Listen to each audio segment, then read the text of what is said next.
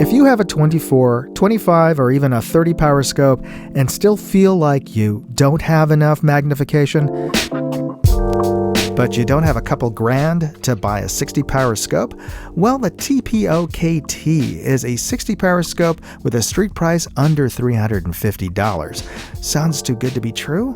Let's find out.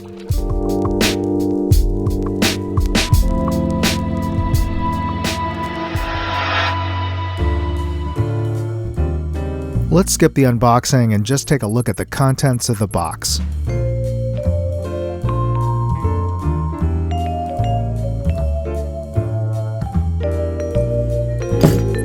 This is a Texas Precision Optics, a TPO KT scope. And this is a 12 to 60 power scope. That's right, 60. So this is a very high power scope. And it has a 60 millimeter objective. That's a pretty large objective on the front there. This came with its own mounting system. These two scope rings here, in this case, the front ring has a diving board, and it does come with a spare top on this ring, so you can take out this diving board. They've updated the design of this so that the crossbars do have a flat edge, so they function like a recoil lug, but they do look like budget rings. So let me know in the comments if you think these scope rings are good enough to run, or if you are planning on swapping these out. Now let's take a look at the rest of the scope here, starting with our parallax focus, which is a pretty large knob here, and it is pretty stiff, which is fortunate that it comes with a metal focus wheel here. You attach it on and you screw it down, and that allows you a lot more leverage and fine controls on your focus. And our elevation turret is locking. You pull up to unlock. That's pretty loud, and it's tactile positive, but there's a fair amount of slop in between the clicks here. Yeah. And it does have a turn indicator at the base. You can see those colored lines on there. And those also correspond to these different rows of numbers in terms of, so it can show you the count depending on the number of rotations you put on there.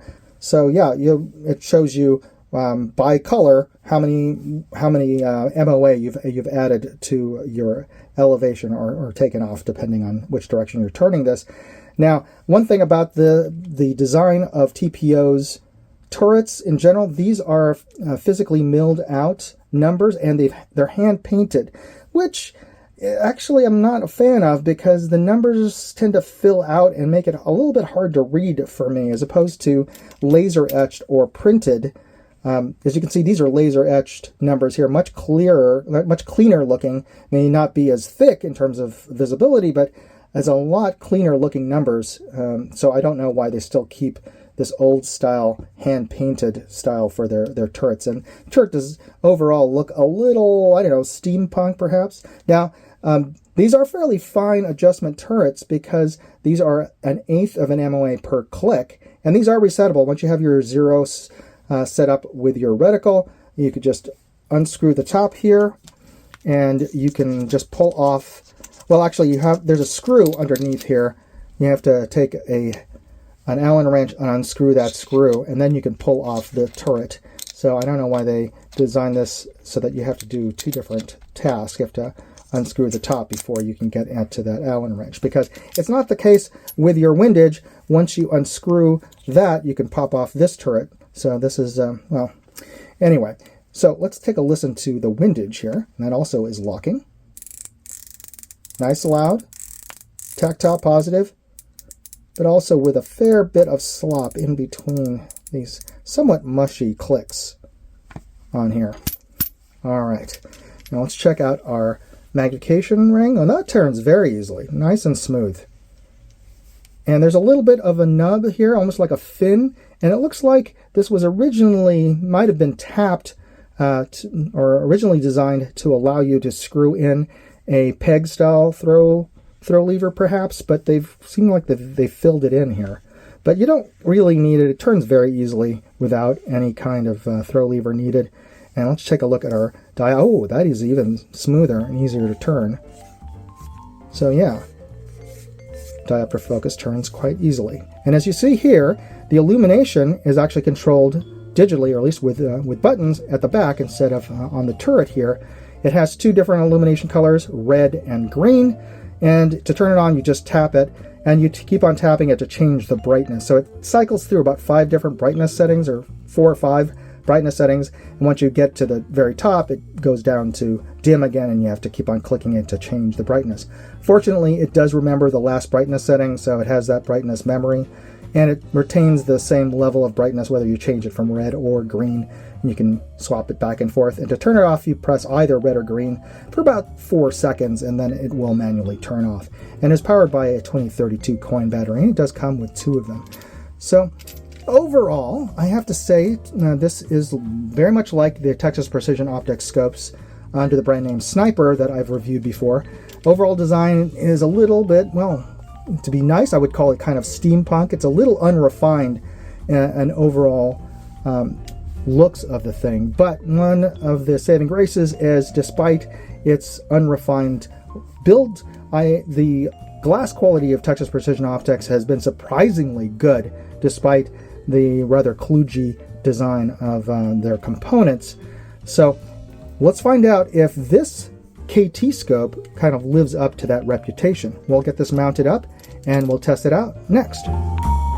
Before we get started with the test, I'd just like to take a quick break here to talk about this episode's sponsor, Aura. For the cost of just a VPN, I'm getting a whole suite of security services, including $1 million in identity theft insurance, and they're even removing me from those damn data broker listings. Use my link, aura.com/moondog, and you can try them for 14 days, free. And if you use that link, you're helping to support this channel. You know, identity fraud is a real thing, and with AI, it's all too easy to spoof your identity. That's why you should try out Aura. All right, let's get back to the tests. We are looking through the TPO KT at the peak of Mount Davidson, 1,400 yards away, and we have the scope set at its lowest power of 12, which is a little bit unusual since that is as high, or if not even higher, than the maximum magnification of some scopes I've reviewed. So we're a lot more zoomed into the hilltop than we usually are. In fact, I can already see the trail marker sign, which is that white object near the center crosshairs. That is a 3-foot-ish sign on top of a pole, which is a good proxy for an IPSC target at this distance, but I can already see it at the scope's lowest power here. And the overall image is bright, sharp, clear, and very color accurate. And it's pretty sharp from center to the outer edge, with just a little bit of distortion around the outer edges, but I'm not seeing any significant chromatic aberration. Usually you'll see that on the outer edges, especially in high contrast areas like where the branches are silhouetted against the sky. Now, as we increase magnification, we're going to magnify all the faults in the glass. So let's bring this up to halfway, to 30 power. And we're seeing a little bit of softening around the outer edges, but overall it's still a bright, clean, sharp image. Now let's bring this all the way up to its maximum magnification of 60 power, which is a bit unusual. Now we're seeing a little bit of the eye box there, and this is a very unforgiving eye box, I have to say. Let me just adjust the camera mount here just so we can center into that very narrow eye box. And granted, this is a very high power scope. You're starting at 12 power, which is, if you're shooting a 4 to 12 power scope, that would be the tight eye box you'd be getting anyway. But this is a very, very unforgiving eye box. Now, at 60 power here, we're seeing a lot of detail there at the top of the hill. Now you can see the trail marker sign clearly, along with the pole, along with the utility box in front and below that trail marker sign, as well as venting pipes from that utility box. That's the kind of detail you're getting, and this is 1,400 yards away. All right, let's take a look at the illumination, starting with red, and it has 2 different colors on the illumination. I'm turning on the reticle right now, and as you can see, this is maximum brightness on the red. It's rather dim in daylight, and I'm going to put my hand in front of the bell just so hopefully you can see a little bit more of that reticle in illumination. Now let's bring it over to maximum green brightness. There we go, and I'm going to put my hand in front of the bell again. Now, I wouldn't call this daylight bright by any stretch, but this should probably be quite visible in twilight or low light situations, and pretty much the entire reticle is illuminated. We're looking through the Texas Precision Optics KT at its lowest power of 12 at our reference target's downrange at 100 yards. And the image we're seeing is pretty clean. It's sharp from edge to edge with really no noticeable chromatic aberration. And this is a good opportunity to check our range of adjustments on these turrets here. And we're going to start with our elevation here. And I'm going to dial these, and we're going to bring it up. And that is the very top. And we're also seeing the edge of the eye box there. That distortion at the very top that was coming in. It's because this camera is mounted directly onto the scope tube and can't adjust like our heads can. And we're seeing the eye box at the bottom there as well. It's really quite noticeable here. Now, we are at the bottom. Now let's bring our turret back to factory 0. Alright. Now let's do the same with our windage. And we are seeing the right edge of the eye box, and that was the rightmost extent of the adjustments there. And let's bring this all the way to our leftmost. And that is the leftmost extent of range of adjustments there. And let's bring this back to factory 0. Alright. Now let's bring our magnification up. So we do that, we're going to stop about halfway in its magnification range. We've got a 36 power right now. And we're going to stop here, that way we can see the entire target, because this is a good opportunity at this point to do a box test. Now I'm going to do let's see, this is about 12.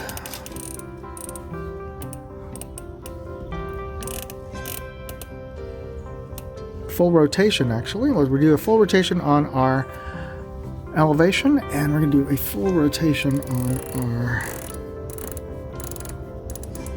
windage. That puts us into the next corner box on that grid target.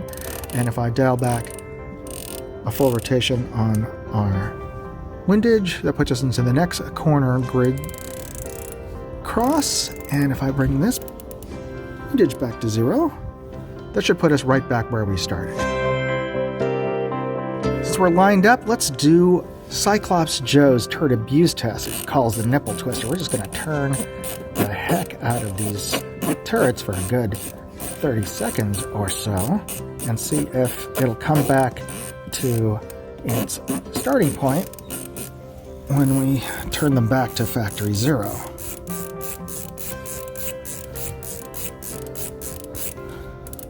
Alright, so let's start with our windage.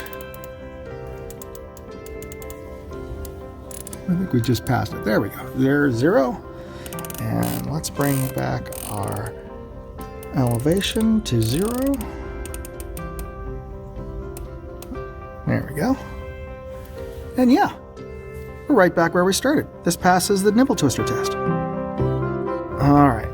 Let's bring this down to lower targets and bring up our magnification all the way up to 60. And as you can see, we lost quite a bit of light and the image got a bit milky, but we are seeing a lot of detail at 60 power, obviously. We can easily see the bullet holes in the reactive sticker target on the left side, as well as 2 22 caliber holes below that sticker target. And when we move this over to our resolution chart on the right here, I can make out both horizontal and vertical lines down to element 1 in group 0. Thanks for sticking around till the end of the video, and if you enjoyed it, don't forget to hit that like button and the subscribe button and notification bell buttons. That's free. You don't get charged to become a subscriber to this channel, and I appreciate you taking the time to do that. And I also want to thank TPO for sending out their 60 power KT for me to test out. Now, if you're not familiar with the TPO brand, that's because they were previously known as Sniper, and it still appears in their manual inside of the box. But personally, I'm glad that they changed the name, because I always thought Sniper sounded a little cringy. Let me know in the comments if you think Sniper is a better brand name than TPO, or if you like the new Texas Precision rebranding and logo. Now, as the name implies, they are a Texas-based company just outside of Dallas, and I've reviewed TPO's Sniper brand scopes in the past, and I found them to be a good value for a budget priced scope, but this one is even better in terms of the glass quality. They've really improved the clarity and lowered the chromatic aberration in the glass here. Now that said, let me just say this. This scope is not as good as a March or a Schmidt & Bender or a Night Force or even a Vortex 60 power scope. That said, those scopes start at $2,000 and go up.